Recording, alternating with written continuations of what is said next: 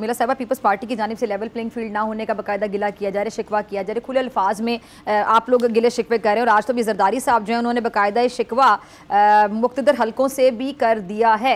अब जिस तरह राना एहसान साहब ने कहा कि अगर किसी पार्टी को लगता है कि वो इनसिक्योर है तो अपनी इनसिक्योरिटी का इजहार करें, तो क्या इनसिक्योरिटी पीपल्स पार्टी की, आप लोगों का गिला बजा है? जी शुक्रिया फिजा। देखिए, इनसिक्योरिटी का मामला नहीं है, बात यहाँ है लेवल प्लेइंग फील्ड की। और जिस तरह हम सब समझते हैं कि अगर फ्री एंड फेयर इलेक्शन इस मुल्क में होने हैं तो सबको यकसा मौके देने चाहिए। एक ऐसा माहौल होना चाहिए, ऐसा साजगार माहौल होना चाहिए जहाँ किसी को फेवर ना किया जाए, किसी को दबाया ना जाए, सबको बराबर के मौके हों ताकि सब अपनी बात आवाम तक लेके जाएं, फिर आवाम का फैसला हो कि आगे उन्होंने किसको वोट देना है। अब बात यह है कि अगर आप वफाकी काबीना कोई देख लें तो वहाँ पर जो चंद वुज़रा बैठे वो इंतहाई करीबी लोग हैं जो पिछले वजीर आज़म के थे। उनका PMLN से बहुत ही पुराना गठजोड़ है।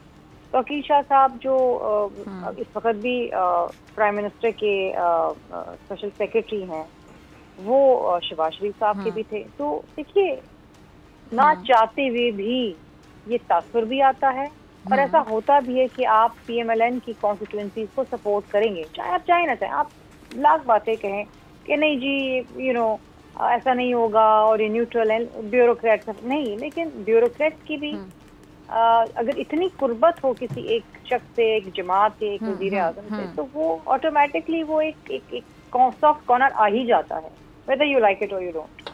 तो अगर आप न्यूट्रल सेटअप की बात करते हैं तो फिर न्यूट्रल सेटअप ना हो। इसी तरीके से सिंध के अंदर तमाम तरक्याती काम रोक दिए गए हैं, यहाँ तक कि सैलाब ज़दगान के जो घर बनाए जा रहे थे वो भी रुक गए हैं। बाकी सूबों के अंदर किसी किस्म की कोई कार्रवाई नहीं है। So why target one province, one party, एक को फेवर दे रहे हैं, दूसरे को दबा रहे हैं। तो ये शिकायत करना, अपना एहतजाज रिकॉर्ड करना कंसर्न क्वार्टर से बहुत ज़रूरी था, जो कि हमने किया। ठीक है, अगर आपको ये वीडियो पसंद आई तो सब्सक्राइब करें और बेल आइकन पर क्लिक करें। सब्सक्राइब करें और बेल दबाएं ताकि कोई खबर रह न जाए।